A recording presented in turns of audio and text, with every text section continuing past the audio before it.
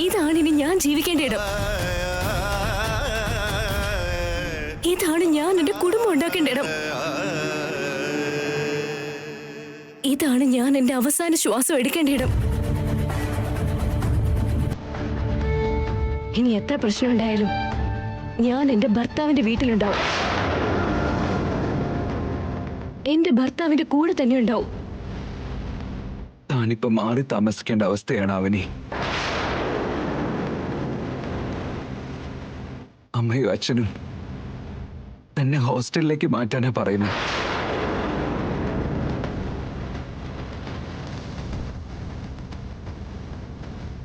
കുടുംബത്തിന്റെ സമാധാനത്തിന് വേണ്ടി തന്നെ മാറ്റി താമസിപ്പിക്കാനാ പറയുന്നത്.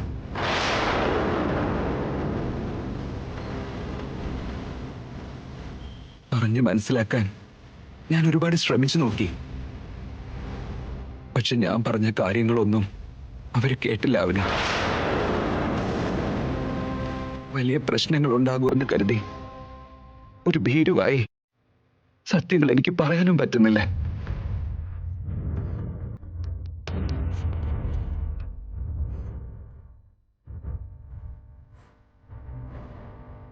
എന്നോട് ഈ കാര്യങ്ങളൊക്കെ പറയുമ്പോ എനിക്ക് എത്ര വേദനയുണ്ടെന്ന് അറിയോ തനിക്ക്? പക്ഷെ അതൊന്നും തന്റെ വേദനയോടെ വരില്ല എന്ന് എനിക്കറിയാം. പക്ഷെ എന്ത് ചെയ്യാം, സിറ്റുവേഷൻ അതാ.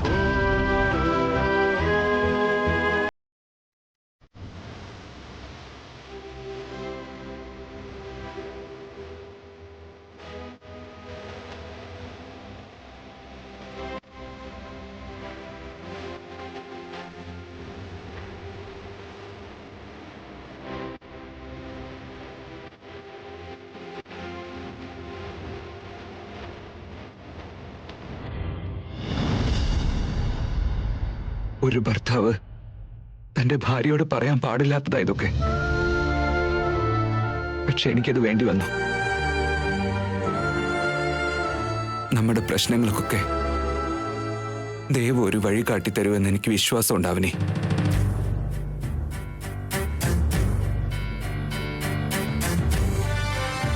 നാളെ നമുക്ക് ഇവിടുന്ന് മാറേണ്ടി വരും ചിലപ്പോ. താൻ എന്നോട് ക്ഷമിക്കും.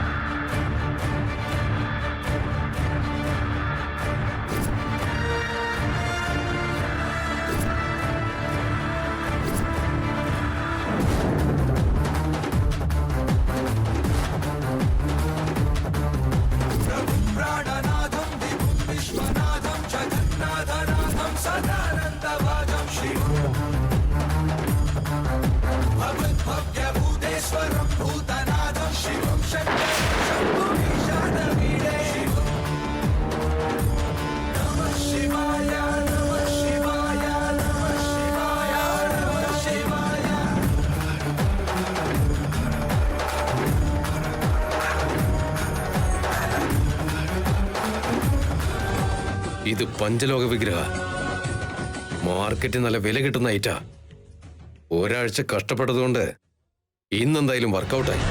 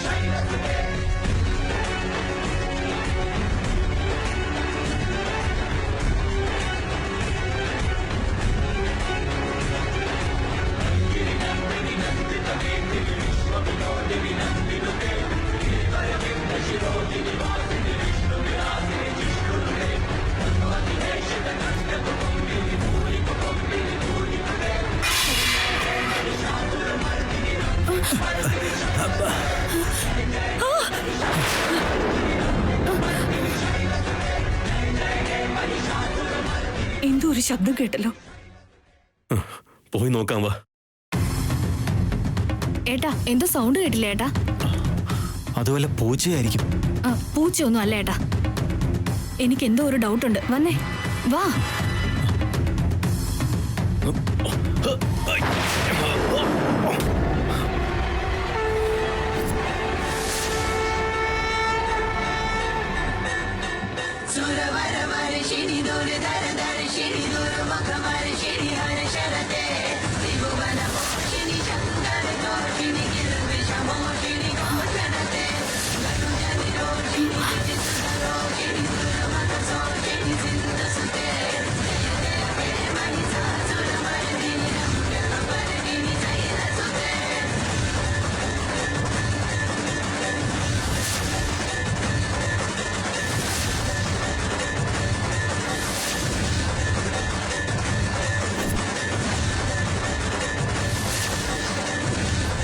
ശ്രീകർ അവനെ പിടിക്കും. പോകരുത്. അടുത്തു വരരുത്. അമ്മയുടെ വിഗ്രഹം മോഷ്ടിക്കാൻ വേണ്ടി വന്നിരിക്കുന്നു. അത്രയ്ക്ക് ധൈര്യം ഉണ്ടോടാ? ഒന്ന് എടുത്തോണ്ട് പോടോ. പൂജയെന്ന് രക്ഷപ്പെടാമല്ലോ. വിഗ്രഹം താടാ.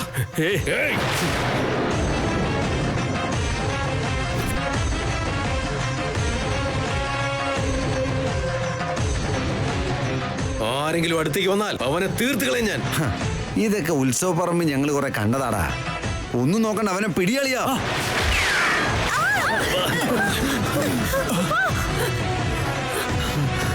ചെല്ലുന്നു.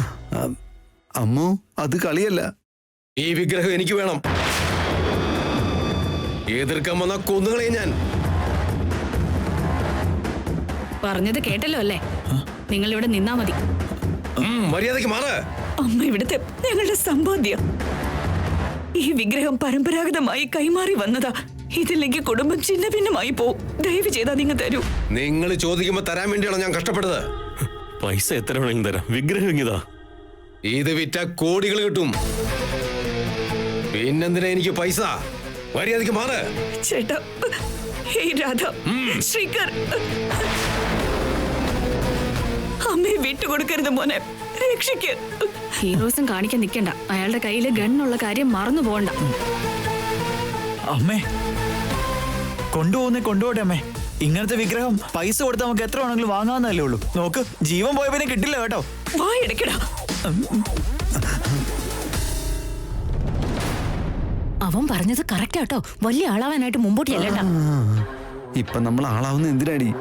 മര്യാദയ്ക്ക് മാറ്. എനിക്ക് പണിയുണ്ടാക്കരുത്. വിഗ്രഹം മോഷ്ടിച്ചിട്ട് നീ ഇവിടുന്ന് രക്ഷപ്പെടുന്നു വിചാരിക്കണ്ട.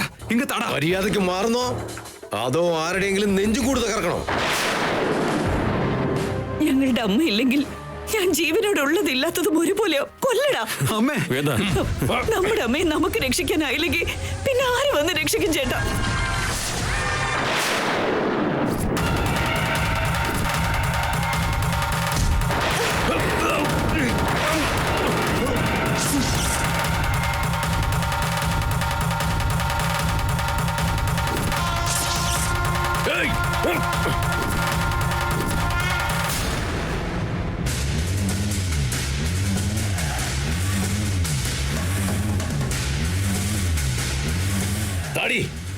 തരില്ല.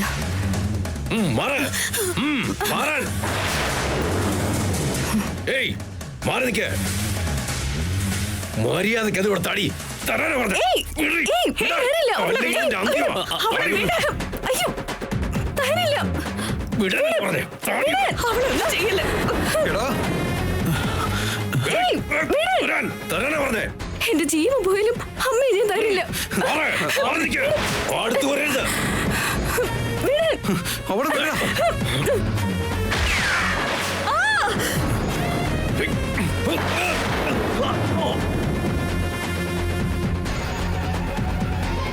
അവനി ഇതാ മാറി നിൽക്ക്. അവസാനമായിട്ട് ചോദിക്കുക, നീ തരുന്നുണ്ടോ ഇല്ലയോ? അമ്മയെ പ്രതിഷ്ഠിച്ച് പൂജാമുറിയിലേക്ക് ചെല്ലാൻ ബന്ധുക്കൾക്ക് തന്നെ അർഹതയില്ല, അനുമതിയില്ല.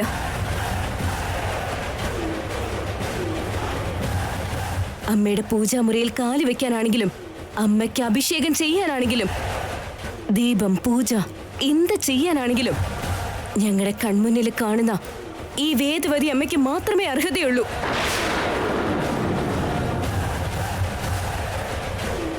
ഈ അമ്മയ്ക്കുണ്ടല്ലോ ഒരു ചരിത്രം ഉണ്ടെന്ന് പറയാറുള്ളത്. അങ്ങനെ പവിത്രമായ മഹിമയും മഹത്വമുള്ള ഈ വിഗ്രഹം നീ കൊണ്ടുപോകുവാണെന്ന് പറഞ്ഞ എങ്ങനെ നോക്കി നിൽക്കൂടാ? എന്തൊക്കെ സംഭവിച്ചാലും തരില്ല.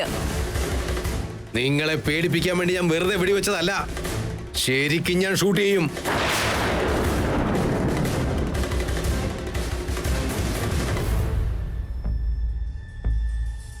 എനിക്ക് ആശ്രയം തന്ന് എന്നോട് ആദരവ് കാണിച്ച് ഈ കുടുംബത്തിന് വേണ്ടി എന്റെ ജീവൻ പോലും കൊടുക്കാൻ ഞാൻ തയ്യാറാണ്. അവനി താ മാറി നിൽക്ക്. ബാക്കി ഞാൻ നോക്കിക്കോളാം. വിഗ്രഹം വിട്ടേക്ക്. അമ്മയെ നമ്മൾ ഉപേക്ഷിച്ചു കഴിഞ്ഞ അമ്മയുടെ അനുഗ്രഹങ്ങളും കടാക്ഷങ്ങളും ആശീർവാദവും ഉപേക്ഷിച്ചതുപോലെയാ.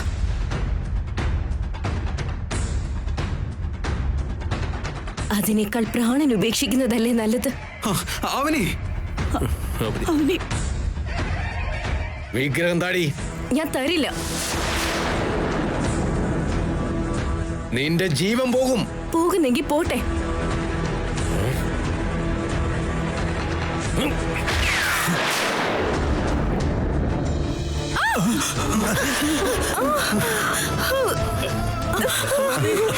അവനെ അവനി അയ്യോ, അവനി അവനെ അയ്യോ, അവനെ എനിക്ക് മോളെ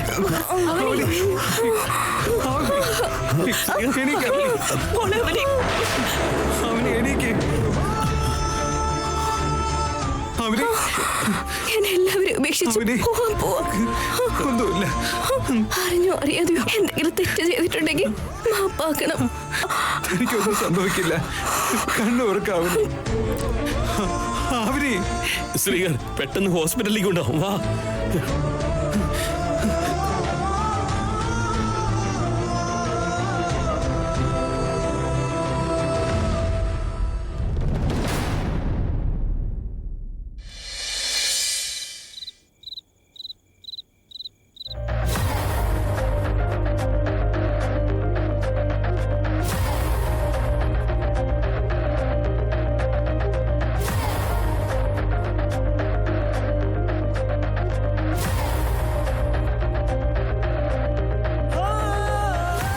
മതിയായമ്മേ, ഈ ഒരെണ്ണം കൂടെ കഴിക്കും.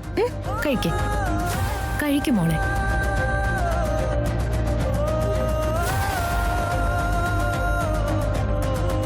അവനെ അവനി കണ്ണുറക്കാവനി. മോളെ അവനെ എഴുന്നേക്കും മോളെ. അവനി കണ്ണുറക്കാവനി.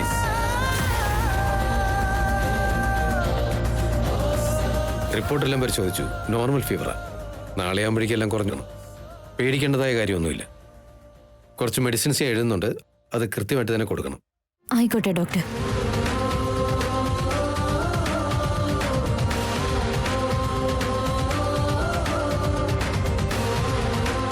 അവനി നിനക്കൊന്നും സംഭവിക്കില്ല. ഒന്നും സംഭവിക്കില്ല അവനി. തനിക്കൊന്നും പറ്റില്ല.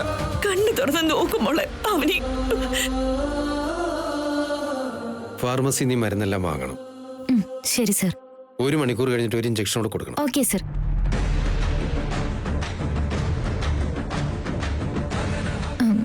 സൗമ്യ ഞാൻ പോയി മരുന്നൊക്കെ വാങ്ങിയിട്ട് വരാം, നീ കിടന്നോ. ശരി അമ്മേ.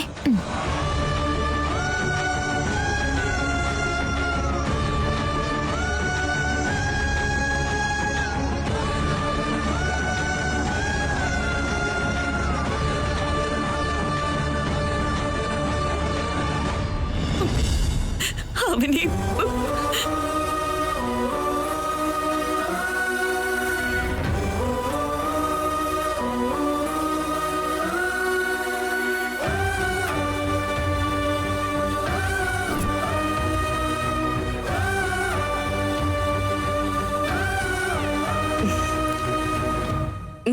ഈ 10,000 വെച്ചോ ചേച്ചി.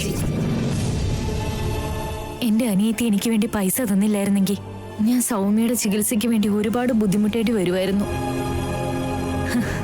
മരുന്നൊക്കെ വാങ്ങിയ ശേഷം സൗമ്യയ്ക്ക് ഒരു കുഴപ്പമില്ലെന്നുള്ള കാര്യം അവനെ ഒന്ന് ഫോൺ ചെയ്ത് പറയണം.